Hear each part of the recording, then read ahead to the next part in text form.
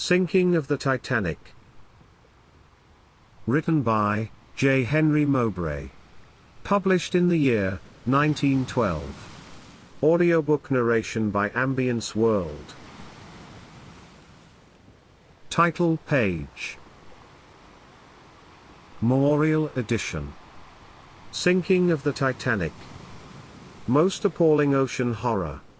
With graphic descriptions of hundreds, swept to eternity beneath the waves. Panic-stricken multitude, facing sure death, and thrilling stories of the most overwhelming catastrophe. To which is added, vivid accounts of heartrending scenes, when hundreds were doomed to watery graves. Compiled from soul-stirring stories, told by eyewitnesses of this terrible horror of the briny deep. By J. Henry Mowbray, Ph.D., LL.D. The well-known author. Profusely illustrated with a great many photographs of thrilling scenes in this fearful catastrophe, to which is added accounts of other great disasters. The Minter Company, Harrisburg, PA. Entered according to Act of Congress in the year 1912, by Geo. W. Bertrand, the Office of the Librarian of Congress, at Washington, D.C., U. Preface. "We are as near heaven by sea as by land," cried Sir Humphrey Gilbert, ere his ship sank with him, and the hundreds who perished in the ocean within reach of the exultant welcome and the festal preparation of the shore have found paradise as surely, and in giving the last full measure of devotion have gone as brave men would wish to go. Sorrow that is too deep and strong for words, clutches the heartstrings of humanity, and the nation mourns for the heroic dead, who were carried down into the sea with the crushed Titanic. They faced death with high hearts, making the supreme sacrifice, so that the women and the helpless little ones might live. It is a heartrending story, redeemed and ennobled by the heroism of the victims. Its details are appalling. The world is full of mournings for the dead. Nature has conquered again, destroying with ruthless hand, the most marvelous ship that ever floated on the bosom of the deep. It is the worst disaster that ever befell any vessel. It is the wrecking of a whole armada within one hull of steel, vaunted as unsinkable. The sinking of the Titanic is an appalling catastrophe, in the contemplation of which any words that can be uttered are as futile as in the presence of the awful majesty of the angel of death. The maiden trip of the newest, staunchest and greatest of the modern ocean greyhounds, has thus apparently ended in the most appalling marine disaster ever recorded. The first advices brought word of the safe removal of all the passengers, and the possible success of the crew, in their endeavour to bring the noblest ship afloat, to shallow water. Another triumph of the wireless telegraph was hailed, and from both shores went up a paean of thanksgiving, that the overwhelming loss was not of life, but of things material, that, however valuable, are far less dear and can one day be replaced. But now, as a bolt from the blue, and as a forecast of the final mortal terrors of the day of judgment, comes the message that of 2,300 souls aboard, but 700, chiefly women and children, have been saved. All earthly concerns beside this calamity seem to fade into littleness and nothingness. The sole redeeming circumstance is that heroes met their death like men, and that human love was victorious over human terror, and mightier than death and the open grave of the remorseless deep. The one alleviating circumstance in this terrible tragedy is the fact that the men stood aside, and insisted that the women and children should first have places in the boats. There were men who were accustomed merely to pronounce a wish to have it gratified. For one of the humblest fishing smacks or a dory, they could have given the price that was paid to build the immense ship, that has become the most imposing mausoleum, that ever housed the bones of men, since the pyramids rose from the desert sands. But these men stood aside, one can see them, and gave place not merely to the delicate and the refined, but to the scared woman from the steerage, with her toddler by her side, coming through the very gate of death, and out of the mouth of hell to the imagined Eden of America. To many of those who went, it was harder to go than to stay there on the vessel, gaping with its mortal wounds and ready to go down. It meant that tossing on the waters they must wait in suspense, hour after hour, even after the lights of the ship were engulfed in appalling darkness, hoping against hope, for the miracle of a rescue dearer to them than their own lives. It was the tradition of Anglo-Saxon heroism that was fulfilled in the frozen seas during the black hours of the night. The heroism was that of the women who went, as well as of the men who remained. The sympathy of all the world will go out to the stricken survivors of the victims of a worldwide calamity. The human imagination is unequal to the reconstruction of the appalling scene of the disaster in the North Atlantic. No picture of the pen, or of the painter's brush, can adequately represent the magnitude of the calamity that has made the whole world kin. How trivial in such an hour seem the ordinary affairs of civilized mankind. The minor ramifications of politics, the frenetic rivalry of candidates, the haggle of stock speculators. We are suddenly, by an awful visitation, made to see our human transactions in their true perspective, as small as they really are. Man's pride is profoundly humbled. He must confess that the victory this time has gone to the blind, inexorable forces of nature, except in so far as the manifestation of the heroic virtues is concerned. The ship that went to her final resting place, 2 miles below the placid, unconfessing level of the sea, represented all that science and art knew how to contribute to the expedition of traffic, to the comfort and enjoyment of voyagers. She had 15 watertight steel compartments, supposed to render her unsinkable.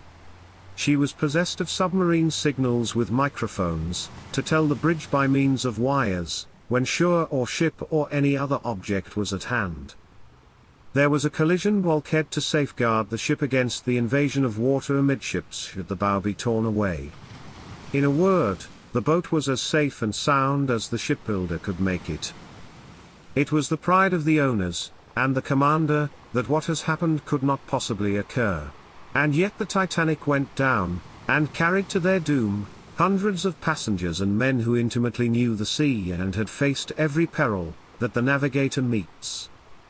In the hours between low on Sunday night and 2 Monday morning, while the ship still floated, what did the luxuries of their $10 million castle on the ocean avail those who trod the 8 steel decks, not knowing at what moment the whole glittering fabric might plunge with them, as it did plunge, to the unplumbed abyss below? What was it, in those agonizing hours, to the men who remained aboard, or to the women and children placed in the boats, that there were 3 electric elevators, squash courts and Turkish baths, a hospital with an operating room, private promenade decks and Renaissance cabins? What is it to a man about to die, to know that there is at hand a palm garden, or a darkroom for photography, or the tapestry of an English castle, or a dinner service of 10,000 pieces of silver and gold? In that midnight crisis, the one thing needful was not provided, where everything was supplied. The one inadequacy was the lack of lifeboats. In the supreme confidence of the tacit assumption that they never would be needed, the means of rescue, except in a pitiably meager insufficiency, was not at hand. There were apparently but 20 boats and rafts available, each capable of sustaining at most 60 persons. Yet the ship was built to carry 2,435 passengers and 860 in the crew, a total of 3,295 persons. Whatever the luxuriousness of the appointments, the magnificence of the carvings and the paintings that surfeited the eye, the amplitude of the space allotted for the promenade, it seems incredible, no calculation was made for the rescue of at least 2,000 of the possible floating population of the Titanic. The result of the tragedy must be that aroused public opinion will compel the formulation of new and drastic regulations, alike by the British Board of Trade and by the federal authorities, providing not merely for the adequate equipment of every ship with salvatory apparatus, but for rigorous periodical inspection of the appliances, and a constant drill of the crew. Let there be an end of boasting about the supremacy of man, to the immitigable laws and forces of nature. Let the grief of mankind be assuaged, not in idle lamentation but in amelioration of the conditions that brought about the saddest episode in the history of ships at sea. The particular line that owned and sent forth the vessel that has perished, has been no more to blame than others that similarly ignored elemental precautions in favor of superfluous comforts, in a false sense of security. When the last boatload of priceless human life swung away from the davits of the Titanic, it left behind on the decks of the doomed ship hundreds of men who knew that the vessel's mortal wounds spelt death for them also. But no cravens these men who went to their nameless graves, nor scourged as the galley slave to his dungeon. Called suddenly from the ordinary pleasure of ship life and fancied security, they were in a moment confronted with the direct peril of the sea, and the absolute certainty that, while some could go to safety, many must remain. It was the supreme test, for if a man lose his life he loses all. But, had the grim alternative thought to mock the cowardice of the breed, it was doomed to disappointment. Silently, these men stood aside. Women first, the inexorable law of the sea, which one disobeys only to court everlasting ignominy, undoubtedly had no place in their minds. Women first, the common law of humanity, born of chivalry and the nobler spirit of self-sacrifice, prevailed. They simply stood aside. The first blush of poignant grief will pass from those who survive and were bereft. But always will they sense in its fullest meaning, this greatest of all sacrifice. Ever must it remain, as a reassuring knowledge of the love, and faithfulness, and courage of the man, and of his care for the weak. Greater love hath no man than this, that a man lay down his life for his friend. Hymn for Survivors of the Titanic. By Hall Caine, the great English novelist. To tune of God our help in ages past. Lord of the everlasting hills. God of the boundless sea. Help us through all the shocks of fate, to keep our trust in Thee. When nature's unrelenting arm sweeps us like withs away, Maker of man, be Thou our strength, and our eternal stay. When blind, insensate, heartless force puts out our passing breath, make us to see Thy guiding light. In darkness and in death, beneath the roll of soundless waves, our best and bravest lie. Give us to feel their spirits live, immortal in the sky. We are Thy children, frail and small, formed of the lowly sod. Comfort our bruised and bleeding souls, Father and Lord and God. Chapter 1. The hands of the ship's clock pointed to 11:40. The beautiful day of April 14, 1912, rapidly was drawing to its close. A solemn hush brooded over the ocean, the stillness broken only by the swish of the waters, as they protested against being so rudely brushed aside by the mammoth creation of man. Then, too, the soft cadences of sacred music from the ship's orchestra sent their strains dancing o'er the billows to mingle with the star beam and intensify, rather than mar the stillness. Above, the stars and planets twinkled and glittered, as they beam only in the rarefied atmosphere of the far northern latitudes. The day had been one of rare beauty. A soft and caressing breeze had kissed the sea, and rocked the waves in a harmonious symphony against the steel-ribbed sides of the world's largest, greatest and most luxurious floating palace, the majestic Titanic, the newest addition to the transatlantic fleet of the White Star Line, of the International Navigation Company. The star-sprinkled dome of heaven and the phosphorescent sea alike breathed forth peace, quiet and security.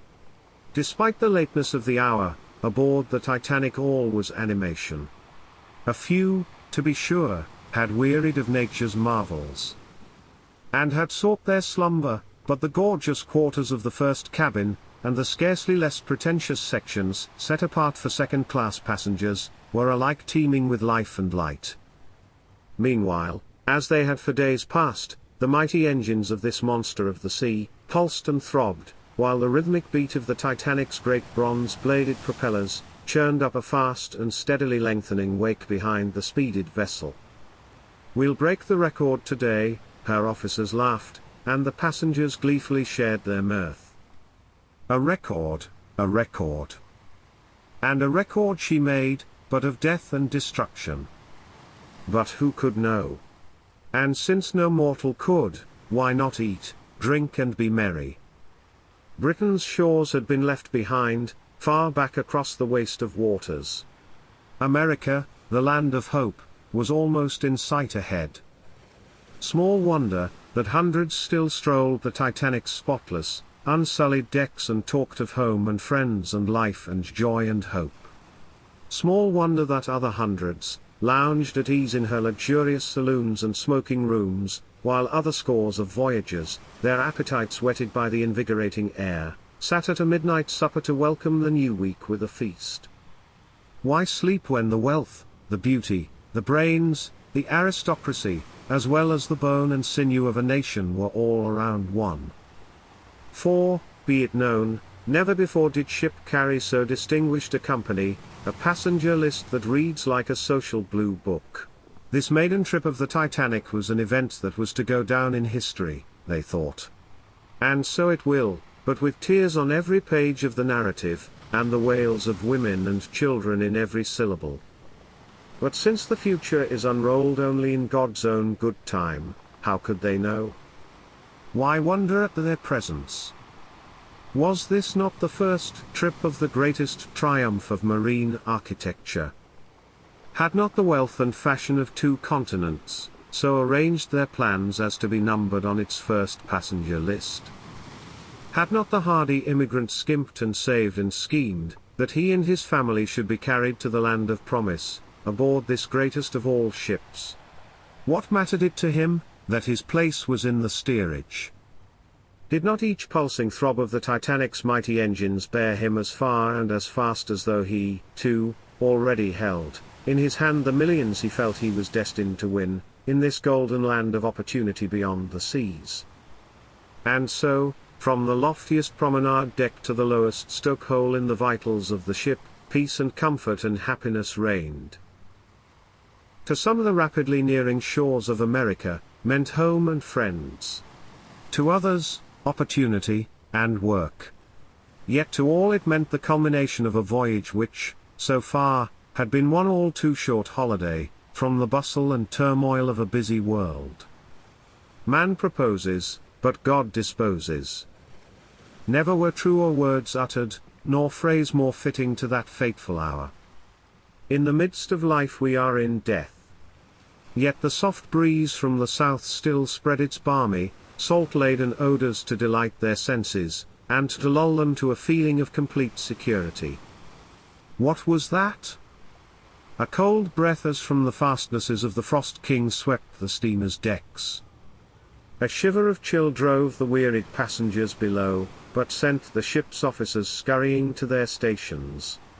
The seamen, and the seamen alone, knew that the icy chill portended icebergs, and near at hand.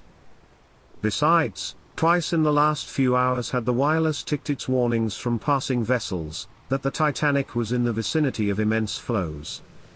Why had the warning not been heeded? Why had the ponderous engines continued to thunder with the might of 100,000 horses, and the ship to plunge forward into the night with the unchecked speed of an express train? God knows. The captain knew, but his lips are sealed in death as, a self-inflicted bullet in his brain, he lies in the cold embrace of the sea he had loved and had defied, too long.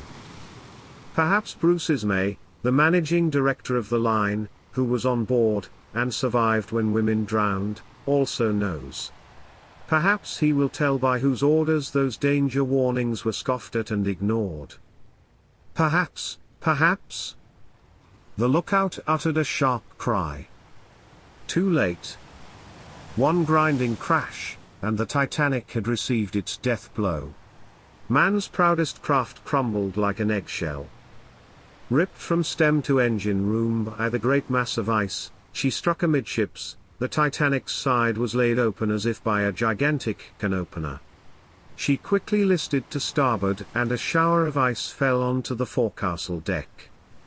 Shortly before she sank, she broke in two abaft the engine room, and as she disappeared beneath the water, the expulsion of air or her boilers caused two explosions, which were plainly heard by the survivors adrift.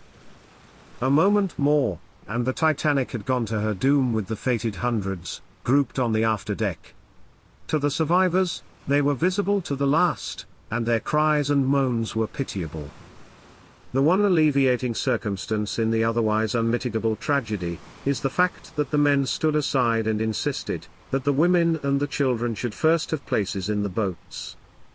There were men whose word of command swayed boards of directors, governed institutions, disposed of millions. They were accustomed merely to pronounce a wish to have it gratified.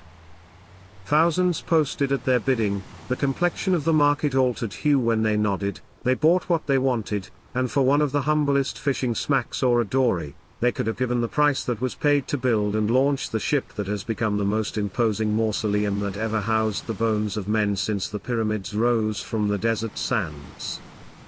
But these men stood aside, one can see them, and gave place not merely to the delicate and the refined, but to the scared Czech woman from the steerage, with her baby at her breast, the Croatian with a toddler by her side, coming through the very gate of death, and out of the mouth of hell, to the imagined Eden of America.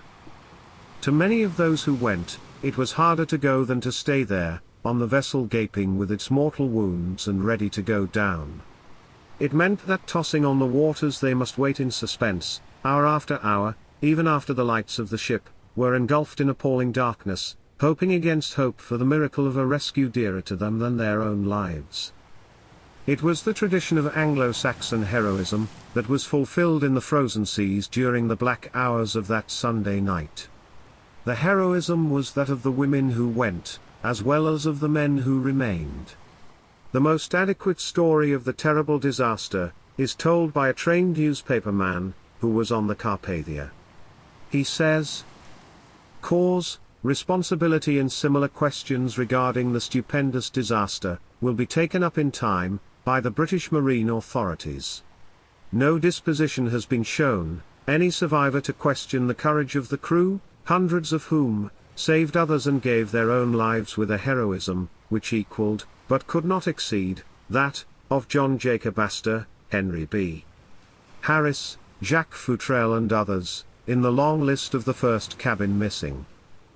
Facts which I have established by inquiries on the Carpathia, as positively as they could be established, in view of the silence of the few surviving officers, are, that the Titanic's officers knew, several hours before the crash, of the possible nearness of icebergs.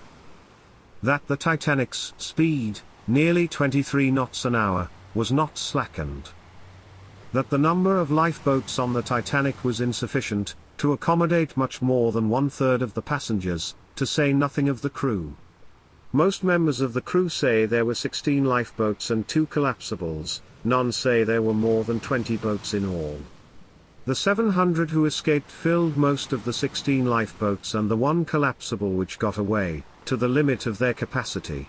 That the women first rule, in some cases, was applied to the extent of turning back men who were with their families, even though not enough women to fill the boats were at hand on that particular part of the deck. Some few boats were thus lowered without being completely filled, but most of these were soon filled with sailors and stewards, picked up out of the water, who helped man them. That the bulkhead system, though probably working in the manner intended, availed only to delay the ship's sinking. The position and length of the ship's wound, on the starboard quarter, admitted icy water, which caused the boilers to explode, and these explosions practically broke the ship in two. Had the ship struck the iceberg head-on, at whatever speed, and with whatever resultant shock, the bulkhead system of watertight compartments would probably have saved the vessel. As one man expressed it, it was the impossible that happened when, with a shock unbelievably mild, the ship's side was torn for a length, which made the bulkhead system ineffective. The Titanic was 1,799 miles from Queenstown and 1,191 miles from New York, speeding for a maiden voyage record. The night was starlight, the sea glassy.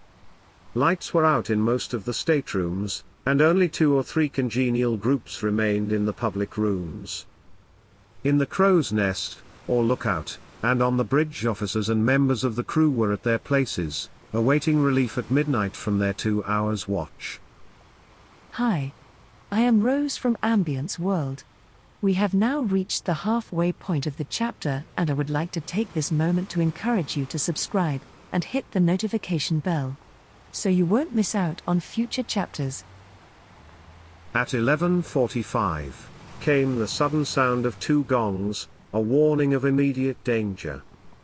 The crash against the iceberg, which had been sighted at only a quarter of a mile, came almost simultaneously with the clink of the levers operated by those on the bridge, which stopped the engine and closed the watertight doors. Captain Smith was on the bridge a moment later, giving orders for the summoning of all on board, and for the putting on of life preservers, and the lowering of the lifeboats. The first boats lowered contained more men passengers than the latter ones, as the men were on deck first, and not enough women were there to fill them. When, a moment later, the rush of frightened women and crying children to the deck began, enforcement of the women first rule became rigid.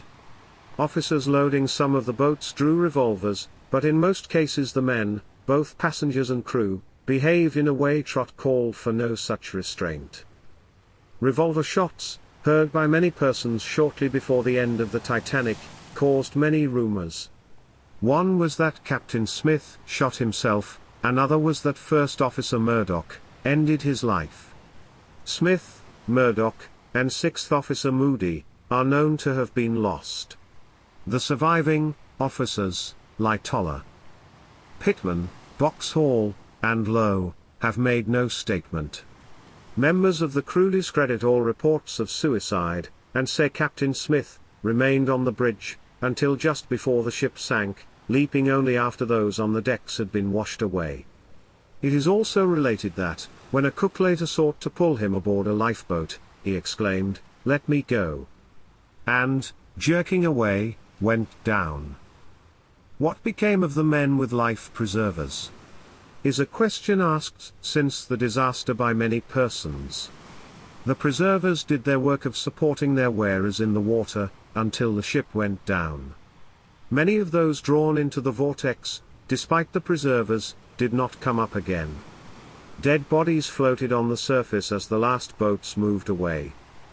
To relate that the ship's string band gathered in the saloon, near the end, and played Nearer, My God, to Thee, sounds like an attempt to give an added solemn color to a scene, which was in itself the climax of solemnity.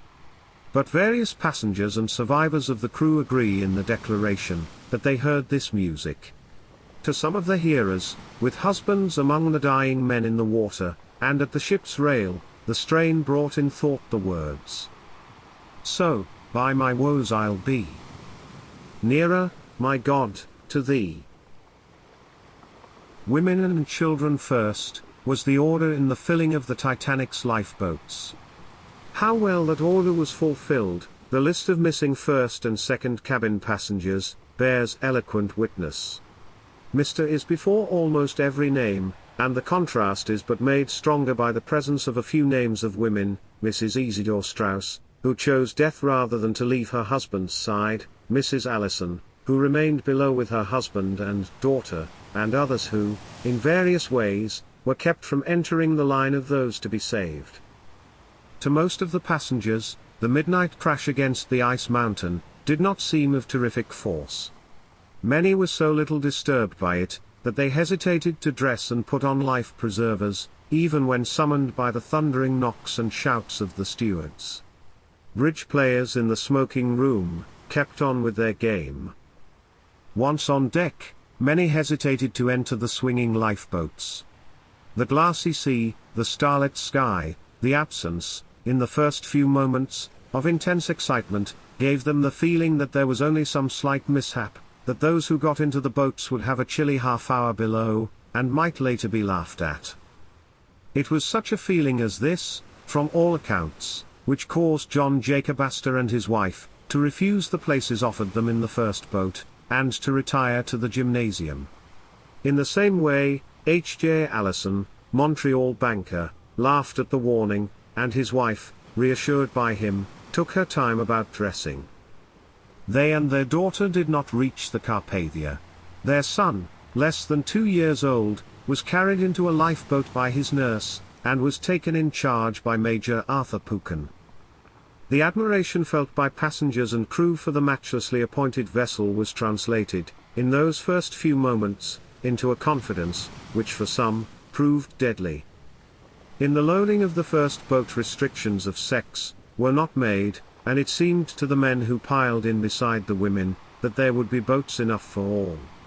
But the ship's officers knew better than this, and as the spreading fear caused an earnest advance toward the suspended craft, the order, "Women first," was heard, and the men were pushed aside. To the scenes of the next 2 hours on those decks and in the waters below, such adjectives as dramatic and tragic do but poor justice. With the knowledge of deadly peril gaining greater power, each moment over those men and women, the nobility of the greater part, both among cabin passengers, officers, crew and steerage, asserted itself. Isidor Strauss, supporting his wife on her way to a lifeboat, was held back by an inexorable guard. Another officer strove to help her to a seat of safety, but she brushed away his arm and clung to her husband, crying, "I will not go without you." Another woman took her place, and her form, clinging to her husband's, became part of a picture now drawn indelibly in many minds. Neither wife nor husband reached a place of safety. Colonel Astor, holding his young wife's arm, stood decorously aside, as the officers spoke to him, and Mrs. Astor and her maid were ushered to seats. Mrs. Henry B. Harris, parted in like manner from her husband, saw him last at the rail, beside Colonel Astor. Walter M. Clark, of Los Angeles, nephew of the Montana senator, joined the line of men as his young wife, sobbing, was placed in one of the boats. "Let him come. There is room?"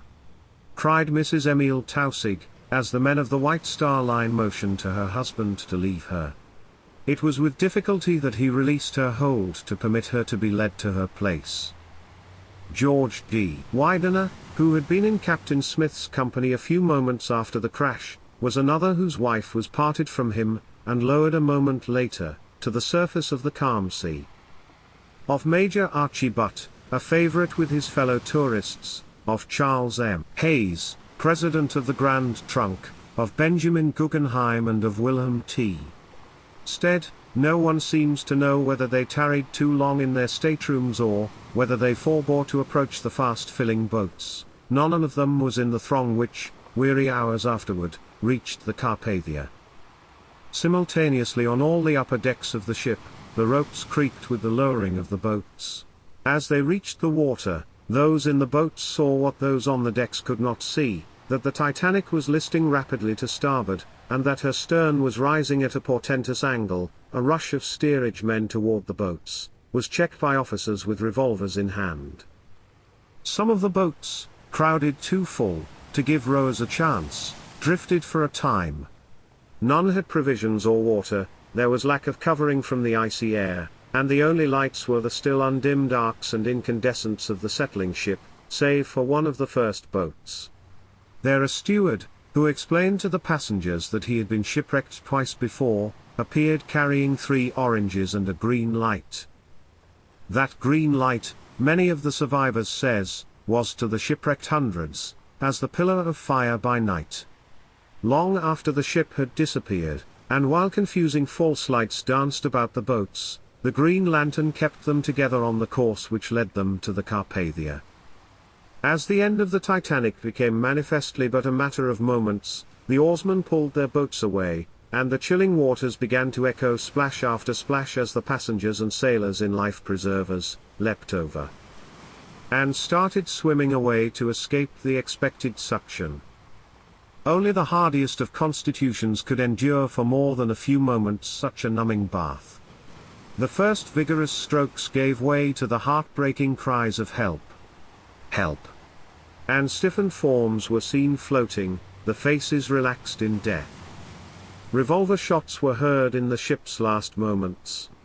The first report spread among the boats was that Captain Smith had ended his life with a bullet. Then it was said that a mate had shot a steward who tried to push his way upon a boat against orders. None of these tales has been verified, and many of the crew say the captain, without a preserver, leapt in at the last, and went down, refusing a cook's offered aid. The last of the boats, a collapsible, was launched, too late to get away, and was overturned by the ship's sinking.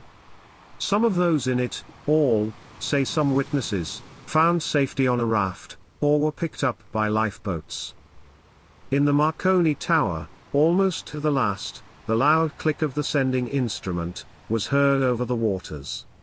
Who was receiving the message, those in the boats did not know, and they would least of all have supposed that a Mediterranean ship in the distant South Atlantic track would be their rescuer. As the screams in the water multiplied, another sound was heard, strong and clear at first, then fainter in the distance.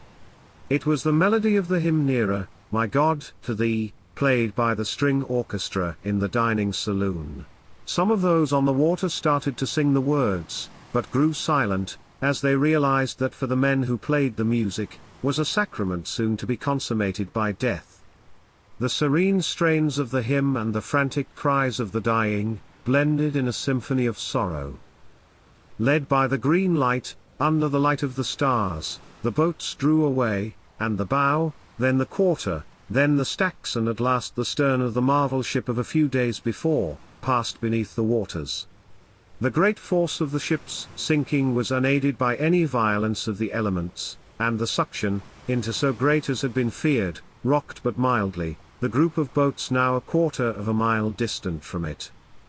16 boats were in the forlorn procession which entered on the terrible hours of rowing, drifting and suspense. Women wept for lost husbands and sons. Sailors sobbed for the ship which had been their pride. Men choked back tears and sought to comfort the widowed. Perhaps, they said, other boats might have put off in another direction toward the last. They strove, though none too sure themselves, to convince the women of the certainty that a rescue ship would appear. Early dawn brought no ship, but not long after 5 a.m., the Carpathia, far out of her path and making 18 knots, instead of her wonted 15, showed her single red and black smokestack upon the horizon. In the joy of that moment, the heaviest griefs were forgotten. Soon afterward Captain Rostrom and Chief Steward Hughes were welcoming the chilled and bedraggled arrivals over the Carpathia's side. Terrible as were the San Francisco, Slocum and Iroquois disasters, they shrink to local events in comparison with this world catastrophe. True, there were others of greater qualifications and longer experience than I, nearer the tragedy, but they, by every token of likelihood, have become a part of the tragedy. The honored, must I say lamented, Stead, the adroit Jacques Futrelle, what might they not tell, were their hands able to hold pencil? The silence of the Carpathia's engines, the piercing cold, the clamor of many voices in the companionways, caused me to dress hurriedly and awaken my wife at 5:40 a.m. Monday. Our stewardess, meeting me outside, pointed to a wailing host in the rear dining room and said, "From the Titanic. She's at the bottom of the ocean." At the ship's side, a moment later, I saw the last of the line of boats discharge their loads, and saw women, some with cheap shawls about their heads, some with the costliest of fur cloaks, ascending the ship's side. And such joy as the first sight of our ship may have given them had disappeared from their faces, and there were tears and signs of faltering as the women were helped up the ladders or hoisted aboard in swings. For lack of room to put them, several of the Titanic's boats after unloading were set adrift. At our north was a broad ice field, the length of hundreds of Carpathias. Around us on other sides, were sharp and glistening peaks. One black berg, seen about 10 a.m., was said to be that which sunk the Titanic. In his tiny house over the second cabin smoking room was Harold Cotton, the Marconi operator, a ruddy English youth, whose work at his post, on what seemed ordinary duty, until almost midnight, had probably saved the lives of the huddling hundreds below.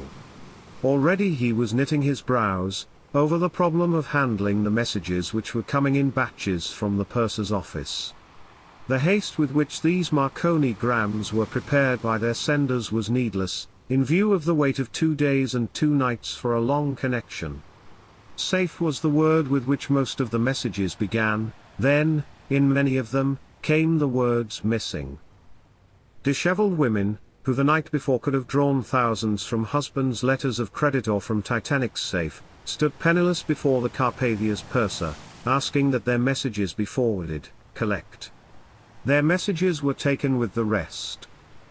The Californian, a cattle ship, came near us, and though it gave no sign of having any of the Titanic's refugees on board, its presence in the vicinity gave hope to many women, who were encouraged in the belief that the Californian might have picked up their loved ones. Captain Rostrom's decision to abandon the Mediterranean course, begun the Thursday before, and to return to an American port, was soon known to the passengers. At first it was reported that Halifax or Boston would be the destination, but at noon the notice of the intended arrival at New York 3 days later was posted. At that time the Carpathia, at an increase over her usual moderate speed, was westward bound, and her passengers were deferring their hopes of Gibraltar, Naples, and Trieste, and were sharing their rooms with the newcomers. Few men of the Carpathia's passenger list slept in a bed in any of the nights that followed. They had the men of the Titanic lay in chairs on deck, on dining tables or smoking room couches, or on the floors of the rooms which held their hand baggage and their curtained-off guests. The captain was the first to vacate his room, which was used as a hospital. In the first cabin library, women of wealth and refinement mingled their grief, and asked eagerly for news of the possible arrival of a belated boat, or a message from some other steamer telling of the safety of their husbands. Mrs. Henry B. Harris, wife of a New York theatrical manager, checked her tears long enough to beg that some message of hope be sent to her father-in-law. Mrs. Ella Thor, Miss Marie Young, Mrs. Emile Tausig and her daughter, Ruth, Mrs. Martin Rothschild, Mrs. William Augustus Spencer, Mrs. J. Stuart White and Mrs. Walter M. Clark, were a few of those who lay back, exhausted, on the leather cushions and told in shuddering sentences of their experiences. Mrs. John Jacob Astor and the Countess of Roths had been taken to staterooms soon after their arrival on shipboard. Those who talked with Mrs. Astor said she spoke often of her husband's ability as an oarsman, and said he could save himself if he had a chance. That he could have had such a chance, she seemed hardly to hope. To another stateroom a tall, dark man had been conducted, his head bowed, anguish in his face. He was Bruce Ismay, head of the International Mercantile Marine and chief owner of the Titanic and her sister ship, the Olympic. He has made the maiden voyage on each of his company's great ships. He remained in his room in a physician's care during the voyage back to New York.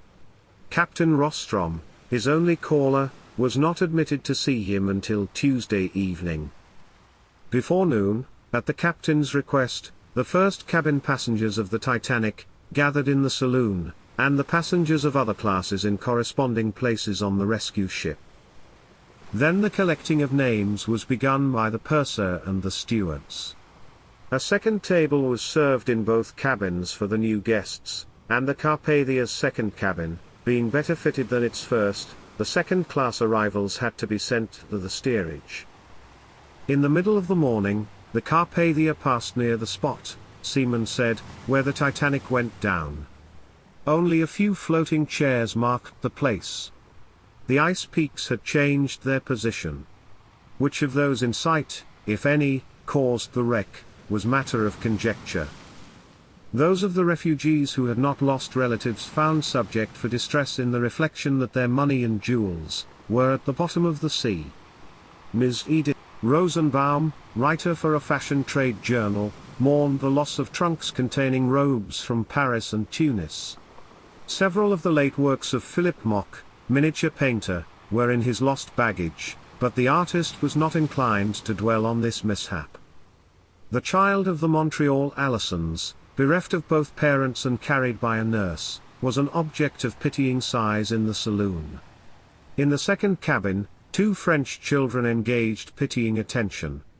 The 2 boys, 4 and 2 years old, who had lost their mother a year before, and their father the night before, were children of beauty and intelligence, but were too abashed to answer any questions, even those put in their native tongue. Their surname is believed to be Hoffman. They are now in the care of Miss Margaret Hayes, of 304 West 83rd Street, New York. Reminiscences of 2 bridge whist games of Sunday night in the smoking room and the lounge room were exchanged by passengers, who believed that the protracted games, a violation of the strict Sabbath rules of English vessels, saved their lives. Alfred Drakenstardt was leader in the smoking room game, Miss Dorothy Gibson in the other. Mrs. Jacques Futrelle, wife of the novelist, herself a writer of note, sat dry-eyed in the saloon, telling her friends that she had given up hope for her husband.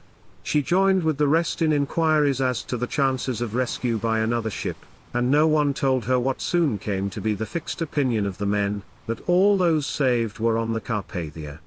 "I feel better," Mrs. Futrelle said hours afterward, "for I can cry now."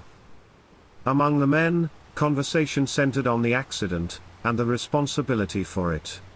Many expressed the belief that the Titanic, in common with other vessels, had had warning of the ice packs, but that in the effort to establish a record on the maiden run, sufficient heed had not been paid to the warnings. The failure of the safety compartments, said to have been closed from the bridge directly after the accident, was the occasion of amazement, and one theory offered was that the doors had, for some reason, not closed in the usual manner. Others contended that these devices are, at best, but time savers, and said that without them, the Titanic would have gone under before 3 boats could have been lowered. The requirement that the officers on the bridge should take temperatures of the water every 15 minutes to indicate the approach of ice was also discussed. As to the behavior of officers and crew, not a word of complaint was heard from the men. They were praised as worthy Britons and true seamen. In the same breath the survivors exalted the heroism of the missing men of the first cabin, who had stood calmly waiting for their turn, the turn which, because of scarcity of boats and shortness of time, never came for most of them. "God knows, I am not proud to be here," said a rich New York man. "I got on a boat when they were about to lower it, and when, from delays below, there was no woman to take the vacant place. I don't think any man who was saved is deserving of censure, but I realize that, in contrast with those who went down, we may be viewed unfavorably." He showed a picture of his baby boy as he spoke. As the day passed, the forepart of the ship assumed some degree of order and comfort, but the crowded second cabin and decks gave forth the incessant sound of lamentation. A bride of 2 months sat on the floor, and moaned her widowhood. An Italian mother shrieked the name of her lost son. A girl of 7 wept over the loss of her teddy bear and 2 dolls, while her mother, with streaming eyes, dared not tell the child that her father was lost, too, and that the money for which their home in England had been sold, had gone down with him. Other children clung to the necks of the fathers who, because carrying them, had been permitted to take the boats. At 4 p.m. Monday, the service for the dead was read by Father Roger Anderson, of the Episcopal Order of the Holy Cross, over the bodies of 3 seamen and 1 man, said to have been a cabin passenger, who were dead from exposure, when received on this ship. Some of the Titanic's passengers turned away from the rail as the first of the weighted forms fell into the water. If you are enjoying Ambience World's narration of the sinking of the Titanic, please consider subscribing and hitting the notification bell, so that you will not miss out on the next chapters.